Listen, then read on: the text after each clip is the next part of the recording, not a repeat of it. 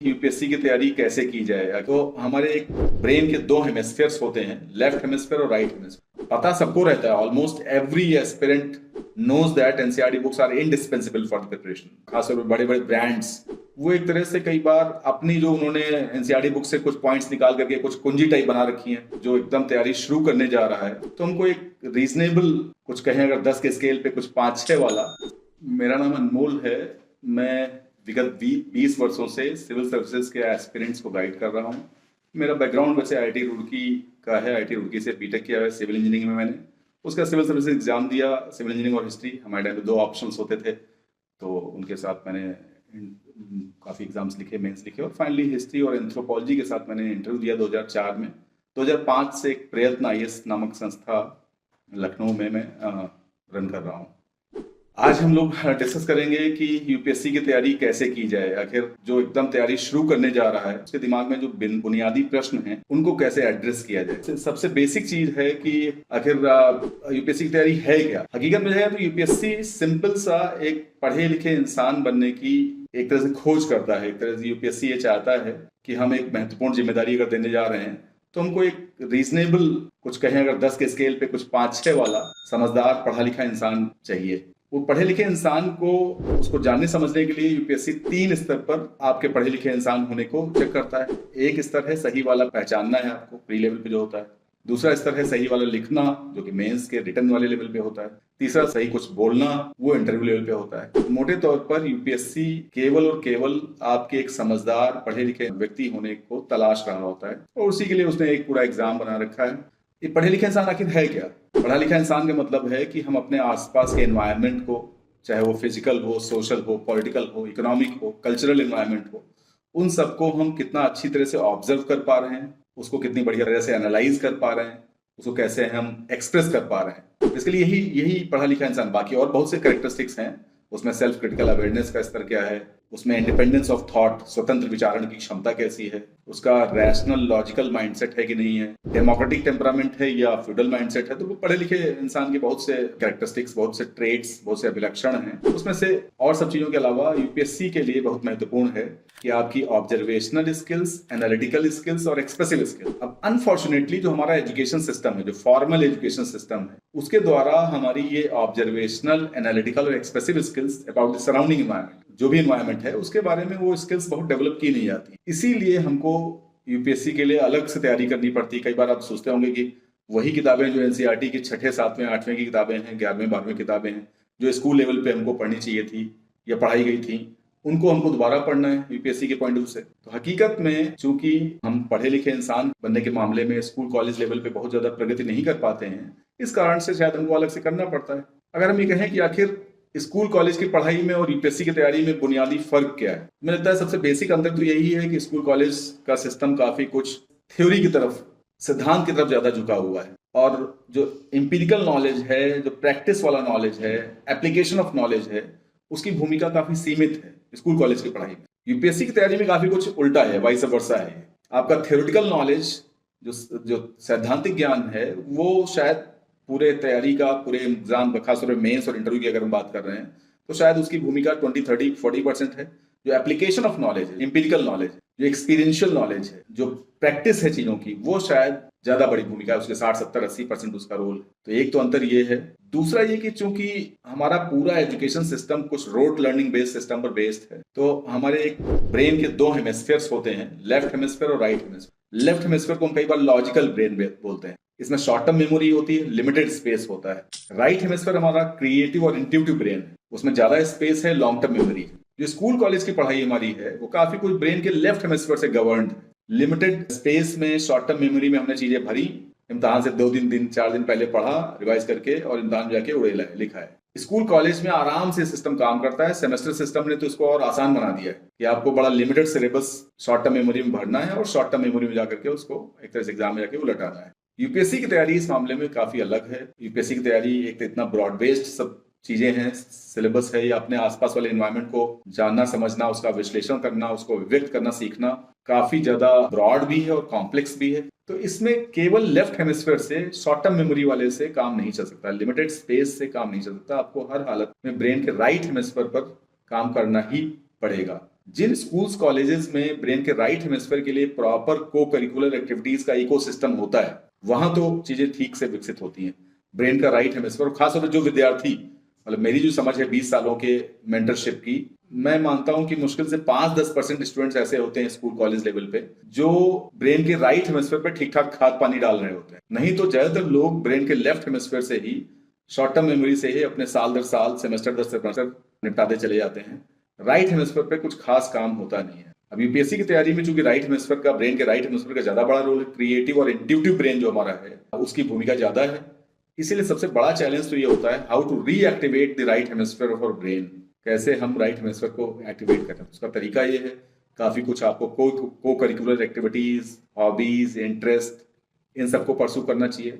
दूसरा, जो चीज आप पढ़ रहे हैं, समझ रहे हैं, उसके साथ इन्वॉल्व होना। You have to get integrated with the text which you are reading in. जैसे आपने महसूस किया होगा कि कई बार स्कूल कॉलेज में या कभी भी अगर आपने कोई कहानी पढ़ी या ऐसे भी कोई नॉवेल पढ़ी तो उसको याद करना बड़ा आसान होता है। आज उसको रिकॉल करने के लिए कहा जाए तो आप रिकॉल कर लेंगे, मगर अगर आपने कोई चैप्टर पढ़ा हो आज से 2 महीने, 4 महीने, साल भर पहले, उसको रिकॉल करने के लिए कहा जाए तो मुश्किल रहता है। जिस चीज में आप इन्वॉल्व होते हैं, उसके साथ एसोसिएट होते हैं, वो शायद रिकॉल करना उतना मुश्किल नहीं होता है। मगर जो आप बड़ा डिसइंटरेस्टेड तरीके से, कुछ ऐसे ही काम चलाऊ तरीके से कि अभी हमको इम्तहान देना है इसलिए इसको पढ़ लेते हैं, उसको करते हैं, तो शायद वो बहुत लंबे समय तक आपके दिमाग में रह नहीं पाता है। तो यूपीएससी की तैयारी एक तरह से उस तरह से करनी चाहिए जैसे आप कहानी पढ़ते हैं, जैसे आप मूवी देखते हैं, जैसे आप कोई नॉवल पढ़ते हैं, जैसे आप उसके साथ एसोसिएट होते हैं, उसमें कुछ अलग अलग पात्र जो हैं उन पात्रों की जगह अपने आप को रख लेते हैं। उस तरह से कहीं ना कहीं आपको तैयारी करनी पड़ेगी। मतलब आपको, you have to be part of the physical, social, political, economic, cultural environment around you. जो भी वातावरण है उसका आपको अभिन्न हिस्सा बनना पड़ेगा। आपको कहीं ना कहीं जो भी यहाँ वहाँ हो रहा है उससे प्रभावित होना पड़ेगा। जब तक आप उस एनवायरनमेंट का एक अभिन्न हिस्सा नहीं बनते हैं तब तक आप यूपीएससी की तैयारी के साथ बहुत जस्टिस नहीं कर सकते। एक और चीज महत्वपूर्ण है कि आखिर तैयारी सब तरह के लोग करते हैं, बिल्कुल सही बात है। ऐसे लोग भी करते हैं जिनमें शायद पोटेंशियल भी नहीं है, टेम्परामेंट भी नहीं है खास। तो कई बार पीटीक्यू, कई बार उसको बोलता हूँ पोटेंशियल एंड टेम्परामेंट कोशेंट, 10 के स्केल पे अगर 4-5 से कम वाला पीटीक्यू है, उनका पोटेंशियल भी बहुत अच्छी स्तर वाला नहीं है, टेम्परामेंट भी नहीं है, तो शायद उनके लिए जस्टिस करना बड़ा मुश्किल है तैयारी में। मगर ऐसे लोग तैयारी में तो होते ही हैं। कई बार मुझे लगता है 80-90% शायद ऐसे लोग होते हैं जिनका पीटीक्यू बहुत सिग्निफिकेंट लेवल पे बहुत अच्छा नहीं, मगर तैयारी करना चाह रहे हैं, करते हैं। हकीकत में इस तैयारी के साथ जस्टिस करने के लिए आपका पोटेंशियल और टेम्परामेंट दोनों कुछ 10 के स्केल पे कुछ 4-5 से ऊपर वाला होना चाहिए। पोटेंशियल अगर अच्छा है, टेम्परामेंट थोड़ा सा कम भी है, शायद चल जाएगा। पोटेंशियल थोड़ा कम है, टेम्परामेंट ज्यादा अच्छा है, तो शायद और अच्छा रहेगा। दोनों चीजें 10 के स्केल पे कुछ 6-7-8 से ऊपर वाली हैं, तब तो खैर बहुत ही अच्छा है। पोटेंशियल टेम्परामेंट की अगर बात समझाएं हम, तो जो हम लोग कछुआ खरगोश वाली कहानी पढ़ते हैं उसमें पोटेंशियल खरगोश का बेहतर था, मगर जो टेम्परामेंट है वो कछुआ का बेहतर है। तो कई बार पोटेंशियल और टेम्परामेंट में से देखा जाए तो टेम्परामेंट आगे निकलता है। टेम्परामेंट बहुत जरूरी चीज है। टेम्परामेंट की अगर हम बात करें तो मोटे तौर पर इस तरह की चीजें कि भाई आप अपने आप को चैलेंज करना ठीक से जानते समझते हैं कि नहीं, आप अपने आप से कॉम्पिटिशन लेना, उसमें आप किस तरह से कर रहे हैं, आप अपने पास वाले एनवायरनमेंट को ऑब्जर्व करने में, उसके लिए जो इंक्विजिटिवनेस चाहिए, जो जिज्ञासा चाहिए, उसमें आपका स्तर क्या है, आपकी एक तरह से अनलर्निंग, रीलर्निंग और लर्निंग की हैबिट कैसी है, आपका सेल्फ क्रिटिकल अवेयरनेस, आपकी सेल्फ बिलीफ, आपका अपने आप में सुधार करने की प्रवृत्ति वो किस स्तर की है, आपकी एक्सप्रेसिव स्किल्स कैसी हैं, आप काफी कुछ एक लॉजिकल रैशनल माइंडसेट रखते हो कि नहीं रखते हो, आपका इमोशनल इंटेलिजेंस लेवल कैसा है, आप एक तरह से अपने इमोशंस को इंटेलिजेंटली हैंडल कर पाते हो कि नहीं कर पाते हो। तो बहुत से ऐसे ट्रेड्स हैं जो टेम्परामेंट के तहत आएंगे, जो कह सकते हैं कि अगर वो सब, उनमें से सब तो नहीं, 2-3-4 भी अगर एक ठीक ठाक स्तर पर हैं, 10 के स्केल पे कुछ 4-5 वाले लेवल पे हैं, तो धीरे धीरे करके बाकी को कल्टिवेट किया जा सकता है। मगर कुछ बुनियादी जो एक अभिलक्षण, जो कुछ इंपॉर्टेंट ट्रेड्स, प्रीरिक्विजिट्स इनको हम कहें, वो जो एक सिविल सर्विस एस्पिरेंट में होने चाहिए, एक आइडियल सिविल सर्विस एस्पिरेंट में होने चाहिए, उसमें ये सब चीजें कही जा सकती हैं।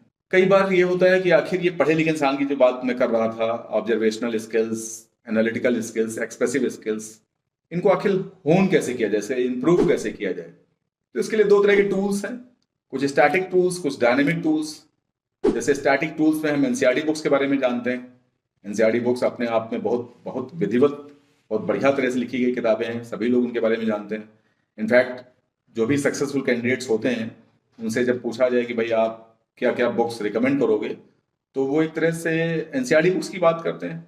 These are the primary sources for civil service preparation. In fact these are primary of the primary sources. अब पता सबको रहता है, almost every aspirant knows that NCERT books are indispensable for the preparation।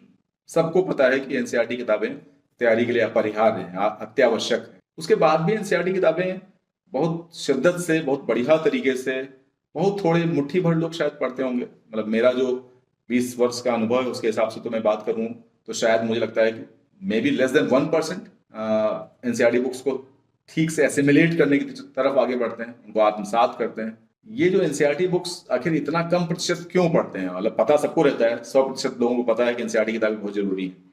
IAS exam, PCS exam निकालने की कुंजी जो है कहीं ना कहीं एनसीईआरटी बुक्स में निहित है। उसके बाद भी आखिर इतना कम प्रतिशत एनसीईआरटी बुक्स के साथ क्यों जस्टिस कर पाता है? क्यों ये प्रतिशत ज्यादा नहीं है?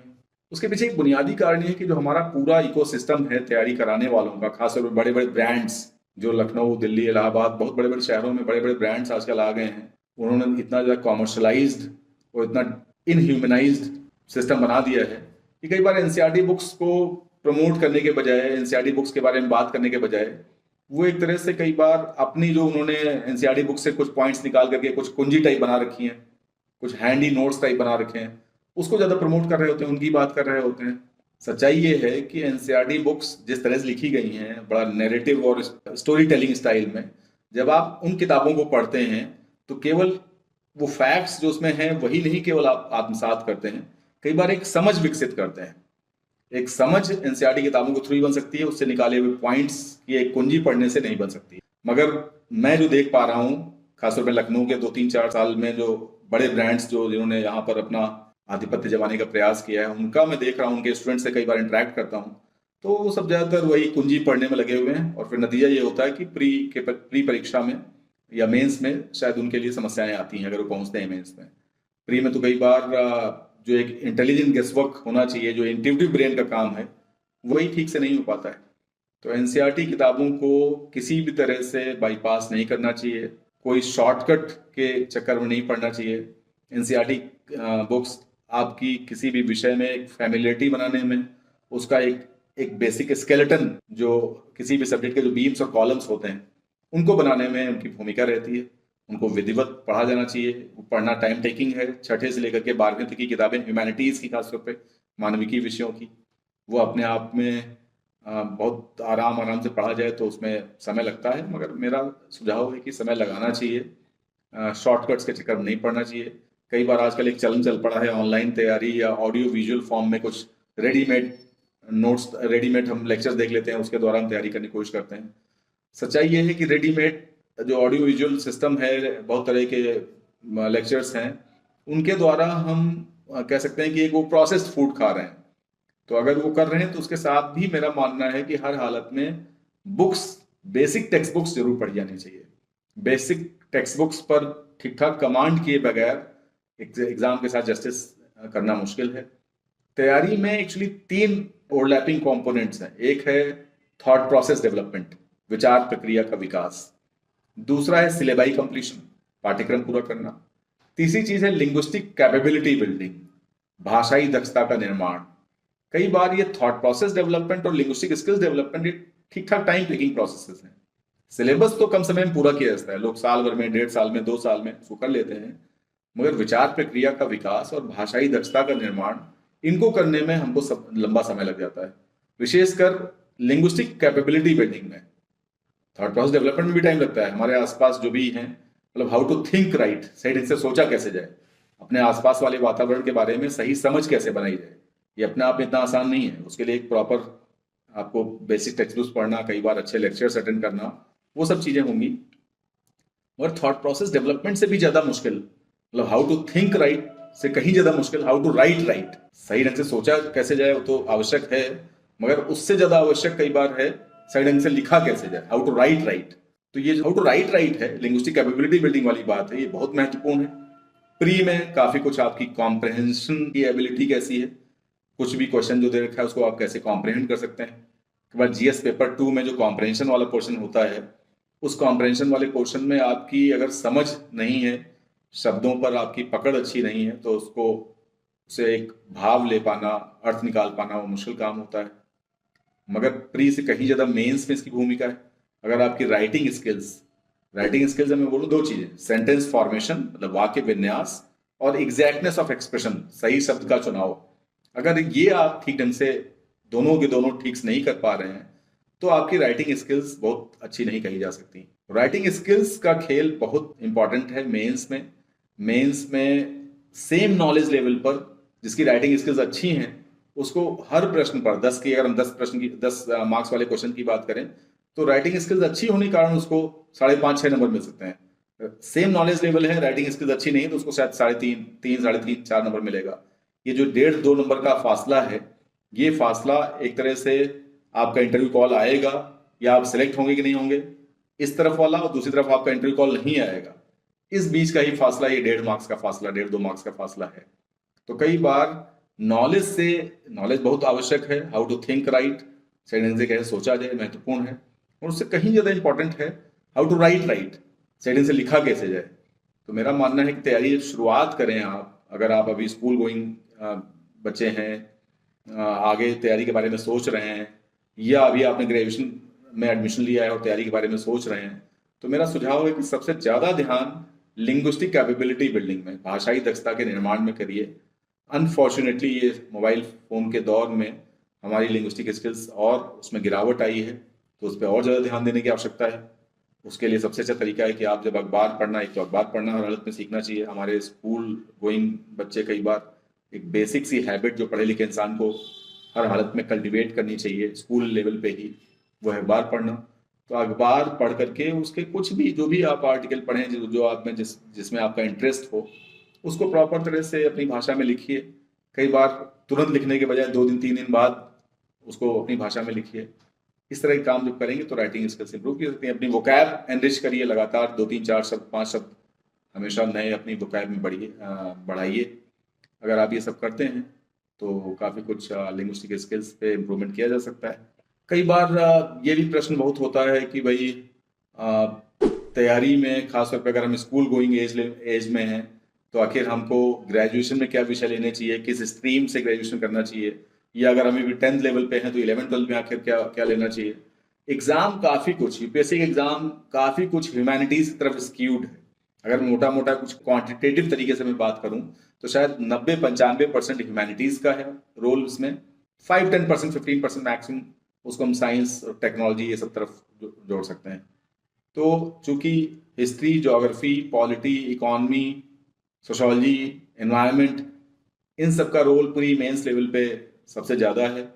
तो अगर आप ह्यूमैनिटीज़ लेकर के ही, चाहे स्कूल लेवल पे, चाहे कॉलेज लेवल पे, यूनिवर्सिटी लेवल पे, अगर आप ह्यूमैनिटीज़ लेकर के ही आगे पढ़ाई कर रहे होते हैं, उसमें भी खासतौर पर इस तरह के विषय जो मैंने बताया, इतिहास, भूगोल, राजनीति शास्त्र, समाजशास्त्र, अर्थशास्त्र और पर्यावरण, एनवायरमेंटल स्टडीज़, अगर इन सब को लेकर के अगर आप पढ़ाई कर रहे हैं और उसमें बेसिक टेक्स्ट बुक्स पढ़ने में विश्वास करते हैं, तो आपके लिए ज़्यादा फायदेमंद है। कहीं ना कहीं कुछ चीज़ें एक समझ बनेगी, और यूपीएससी में जब आप उसके मैदान में उतरेंगे तो शायद ज़्यादा बेहतर ढंग से उस पर काम कर पाए।